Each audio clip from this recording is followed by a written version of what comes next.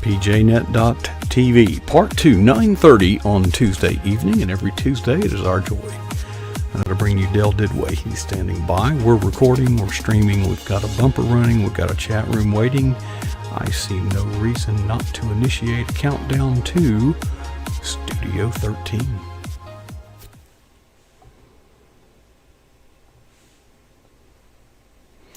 Well, good evening and welcome to pjnet.tv. I'm your host, Coach Parasic, and it is my honor to at this place every Tuesday night when we bring you Dale Didway, and he is standing by and he has a Christmas tale to tell. I hope I don't remember, and if I remember right, Dale is probably going to have to adjust you down like that. I had this all right a minute ago. Dale Didway is right. Oh, there you are. There, I see you. We have our new studio, folks. Bear with us. We're going to get there. And Dale, congratulations! Another week, we made it. And you started a new gig. Oh, new gig, yeah. It's always something going on in my life. So I was out of town last week. We had to tape it. So I'm getting a bunch of ton of messages right now all of a sudden. Yeah, so well, you're popular. No, not at all. So, but yeah, I always enjoy Christmas time and Christmas vlogs. So I'm trying to get in the mood, and I didn't have a whole lot of time, so I just reran one of my favorite ones from last year. So I always enjoy that. Well, there were a couple of themes, and I really you're not a Black Friday gladiator. No, we went out once. I think I don't even know if we were married yet. Maybe it was 30 years ago, 35 years ago. I'm not sure, but it was just a bad experience. I mean, people back then, people were insane. So I just said, this is not me, man. I don't care if I'm saving $25. It's not worth the frustration and the getting run over and hit. So I just said, I'm done with this.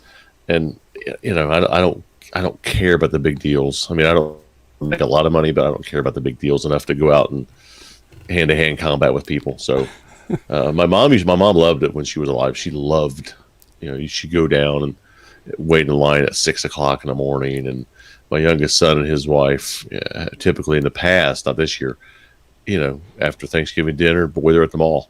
So, they love it. I can't stand it. Yeah. So my wife and I, she doesn't like it either. So we just stay home and get in our own Christmas spirit and wait on Cyber Monday. So that's the better deal. Well, and it's right after you ate all this stuff, and moving around and, fighting and I mean, it takes too much energy. You don't have it.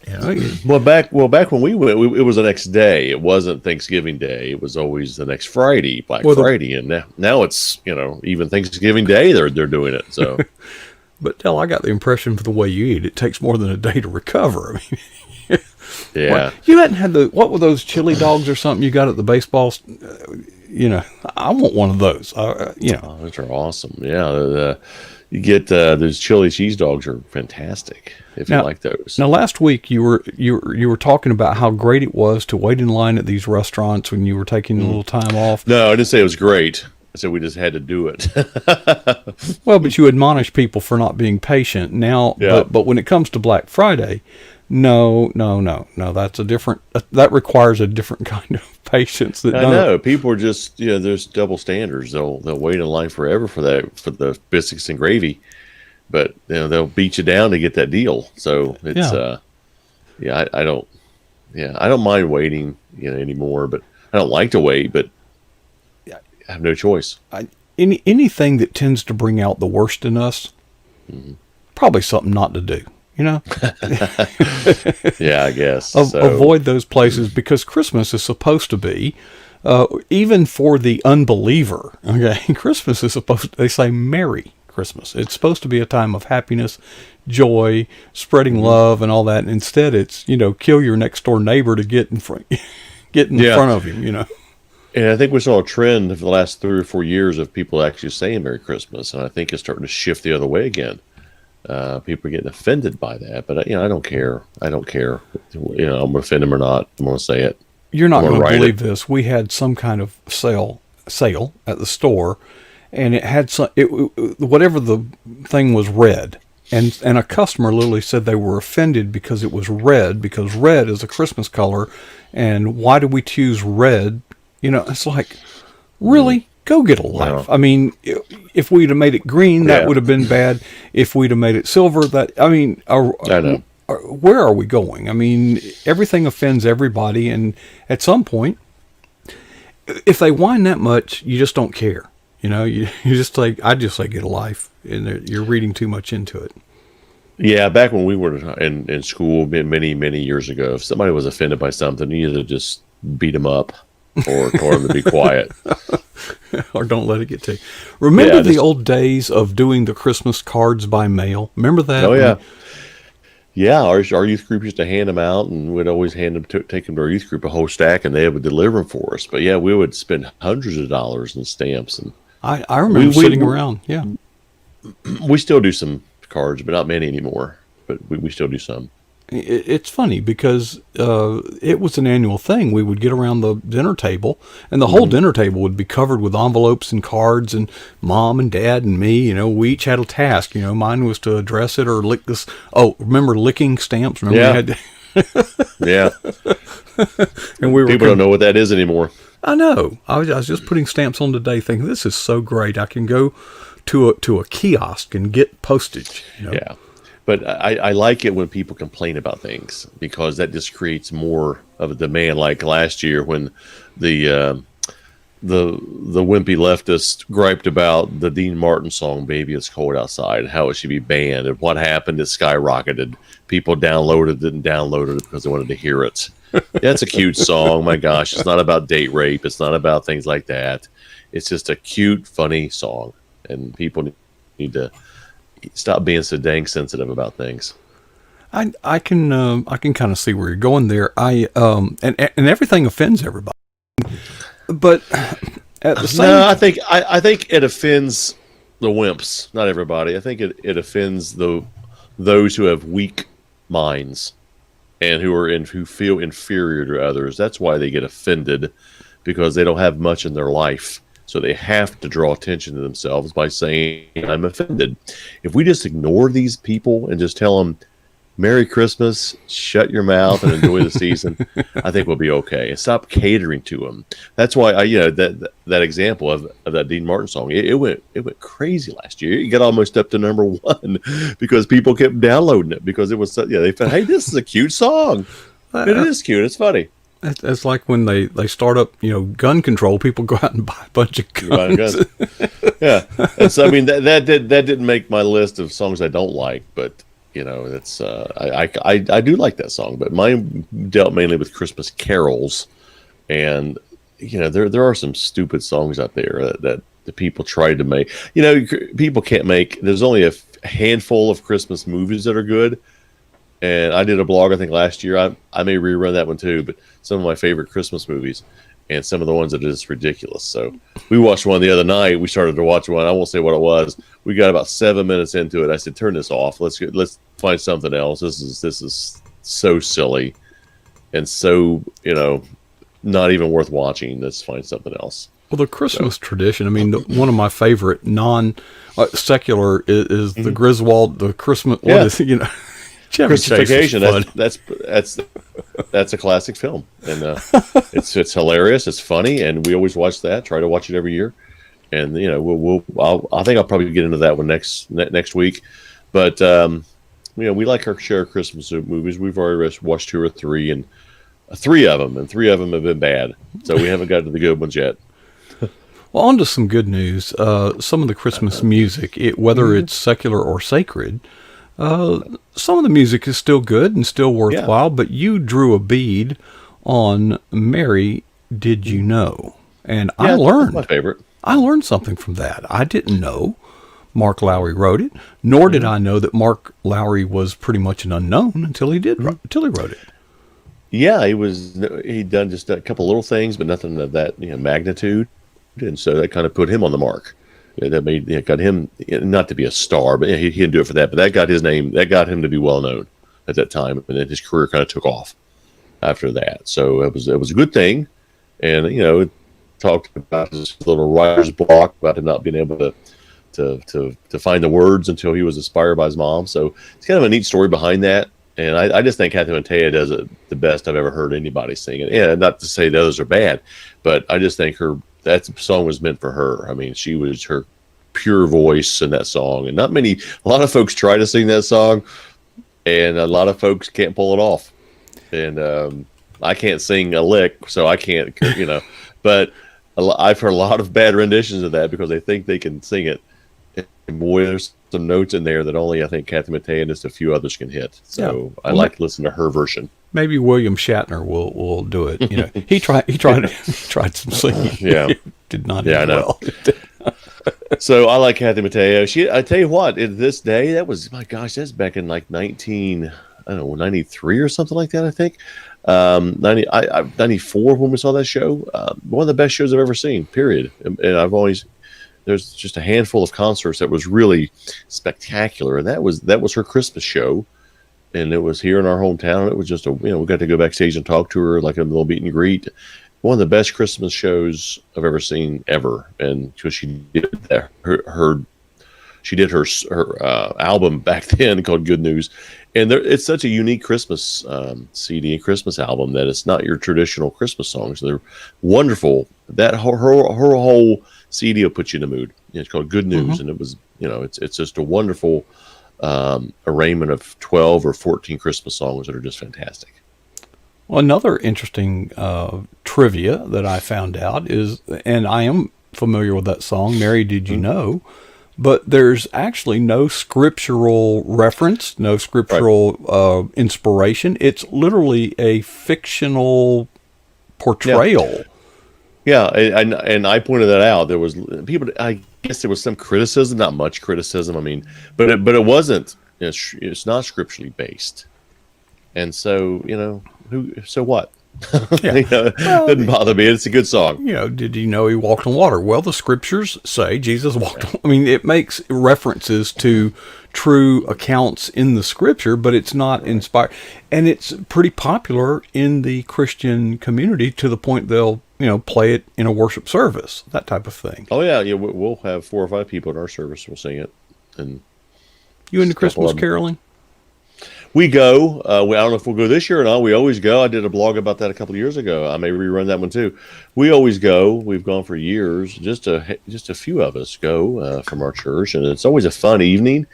We load up a couple of buses. We used to. Oh my gosh, it used to be harrowing. But there was one night we were literally it was snowing out, and the lights went out in in the truck we were in, and we had flashlights, and we're shining flashlights as we're driving down the road so we can see. Wasn't there like a deer right there where you were singing or something? There was a deer was in the yard. Yeah, we were singing, caroling. We turned around. There was a big buck staring at us. Could have been a bear. Could have been a panther. Could have a porcupine. There's a lot of good, funny stories that come out of that. The one person basically just shut the door, went back to bed, and we set off an alarm. In some neighbors, the next door neighbors' alarm starts going off. We were singing Silent Night. So there's, but it's a fun evening. It makes you feel good. We go into nursing homes, and I doubt we can go this year. And carol to them one evening, and we can always go back and have donuts and hot chocolate afterwards. So it's always a fun evening. But I don't know this year if it'll happen or not. Probably not. Well, I'm just getting news today. They're hitting the panic button, and everybody's going to die. Mm-hmm. And curfews. Now, I'm wondering. Isn't that called martial law? What possible effect would a curfew have on anything? I mean, related to this, I don't know. But zero. But if you're Christmas caroling, you're violating a curfew. I wonder if that's it. what if, one of these NBA games goes into overtime, or, Oh, yeah. oh yeah, or, well, I'm sure they'll get a pass because they're oppressed. So, or if an NFL game goes into overtime, or, oh my gosh, it's past 10 o'clock. That's okay. These guys make millions of dollars. That's okay because they're oppressed. Right. They can stay, and you can stay and watch them. Yeah. But yeah, complete double standards. And staying till 10 o'clock, I guess the virus knows that it has to go at 10 o'clock. It's got to leave. Yeah. If the virus would cooperate. It's just liberals trying to appease their weak mind that they're doing something beneficial when they're at a loss. There's their way of thinking, hey, we got to do something. Let's set a curfew. Let's do let's and call it, we'll call it a curfew when it's really a martial law. And we'll tell everybody to get off the streets at a certain time. And that sounds good. We'll do that. So, yeah. And so everybody who's normally in the bars and restaurants from 10 to 12 go in early. So it's actually more crowded at 9 o'clock than it is at 10 o'clock. Right. Yeah. So, you have to get drunk by 7:30. Yeah. So So anyway, yeah, there's no sense to this. now for Thanksgiving, did you have family over, or you were traveling, weren't you? I'm trying to remember. No. Yeah, we went over to my in-laws' house. Yeah, we made it back for that. So we got it back on Wednesday and had Thanksgiving on Thursday. That's so, right. Yeah. That's right. Yep. So I didn't hear any accounts. I mean, there were some states that prohibited gatherings. I mean, in your own home. Yeah, you got to wear a mask in your own home, and Yeah. can only have a few. I was working out just before I came here, and I was over at the gym, and there was a Ohio Health Department put out like they were texting a little commercial saying, hey, if I come over, I'm going to put people at risk for COVID at Christmas. Let's just have a small gathering. And mom's like, oh, that'll be sad. And the text is like, oh, it'll be okay. We can FaceTime, we can Zoom. Okay, let's just be safe. Let's have a small gathering. So they're trying to indoctrinate everybody's lives and control everybody's lives. And they're masquerading it as, well, it's for the health. It's for the concern. And again, this is not downplaying nothing because it's very serious, but we had numbers this week, and there are 11 million people live in Ohio, and 0.01% have the virus. Right. And we're shutting everything down. So. Well, this virus, you have to maintain a social distance of 6 feet. So if I'm within 6 feet of you, I could sneeze or cough or something like that and possibly have water vapor infect you. But to test you, they got to run a Q-tip to the back of your head. Yeah. That doesn't make sense to me. No. It's a lose-lose situation for everybody. It's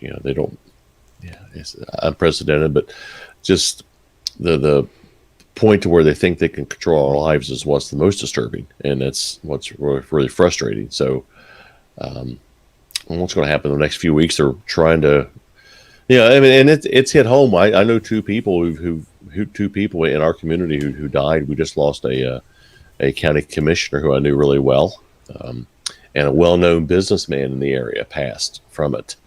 So yeah, it does have its tentacles reaching out, and it's taking some folks. And well, there's a vaccine now, so everything's going to be okay.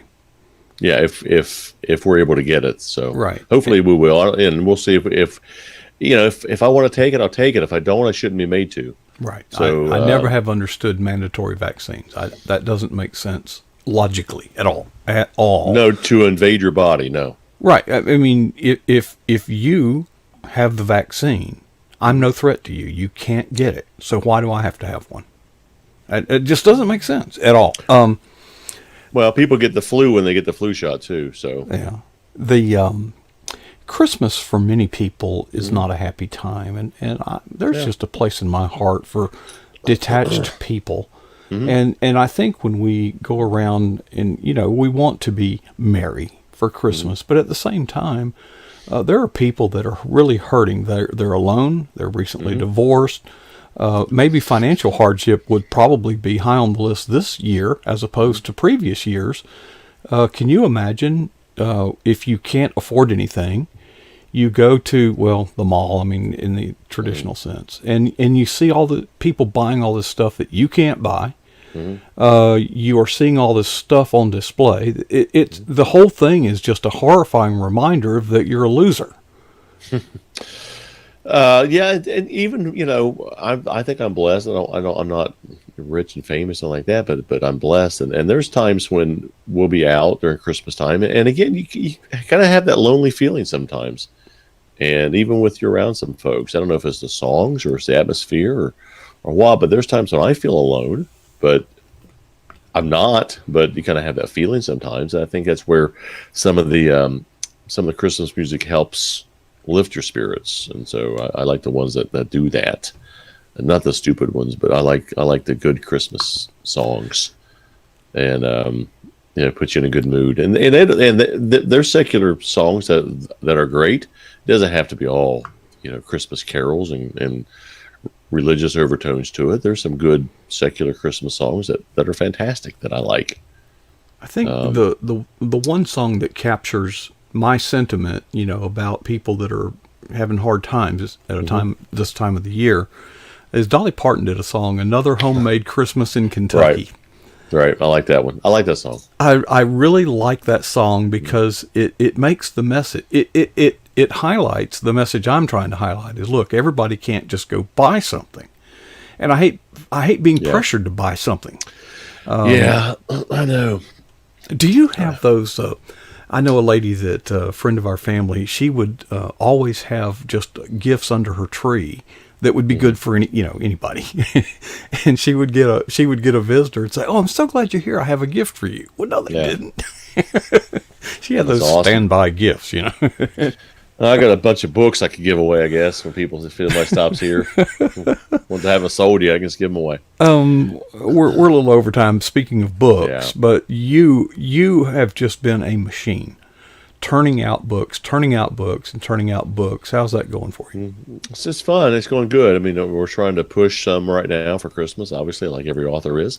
And we put out some Facebook ads, and I can't do all of them, so I'm just targeting the ones that are newer and trying to get a little bit of legs under them, and then get ready for a turnaround. And we have a launch in March of 2021, and then we're going to get ready for the others after that, because I have 3 more after that. So we're trying to gear up for those and not get them confused. I put an ad out the other day and it was the wrong book, so I had to delete it real quick. I said, "Oh my gosh, I can't believe I did that."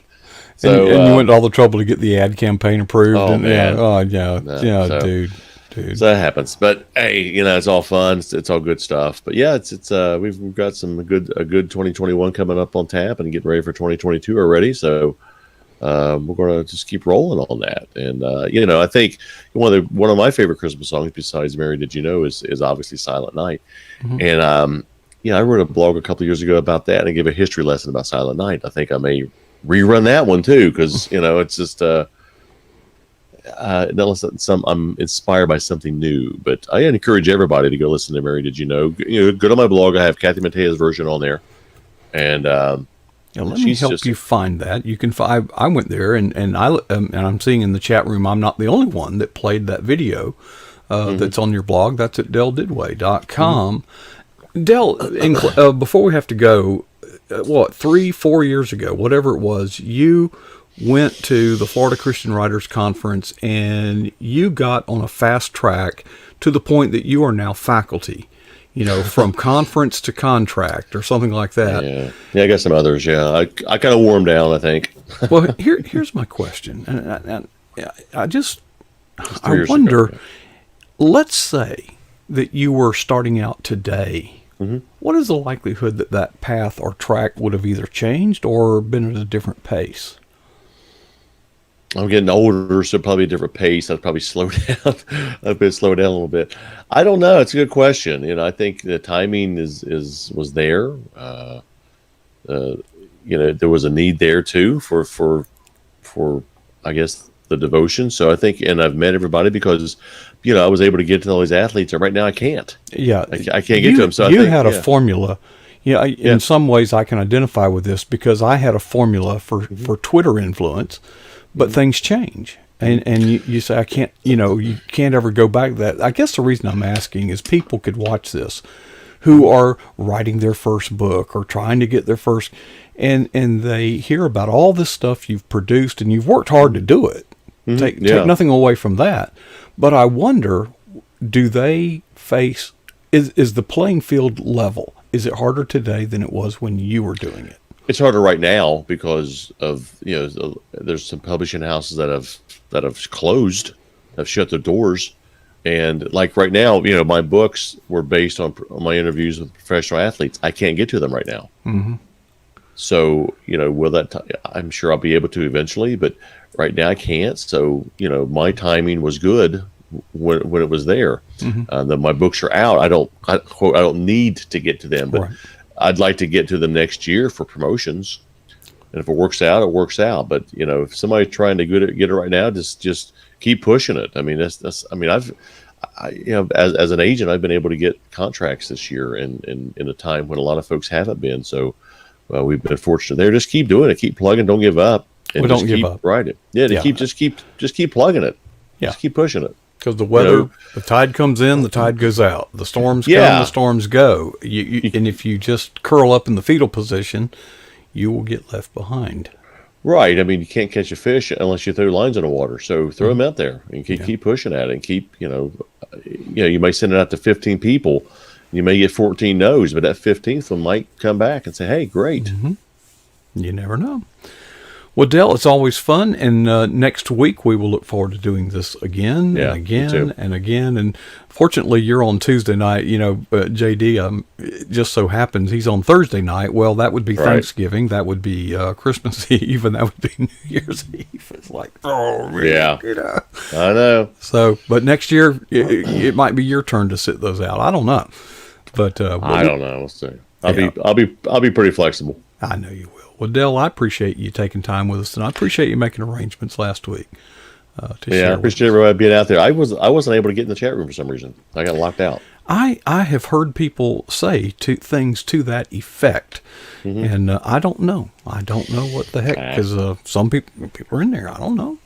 Anyway, just enjoy the program. Logged in or Yeah. not. It's Thanks, everybody. all right, Dale. Appreciate it, but folks, Dale a good Didway evening. are glad to have him on the PJNet team.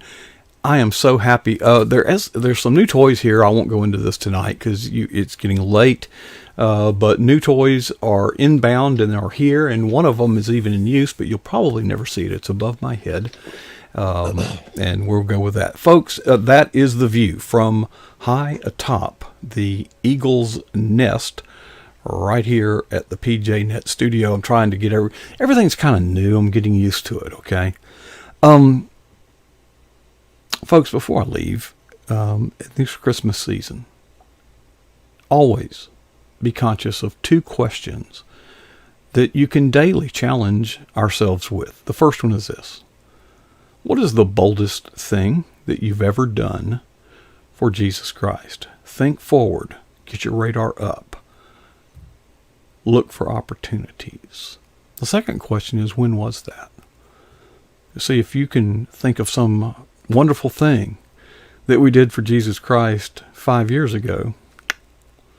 Oh well. Folks, we need to be bold. Look for those opportunities. They're everywhere.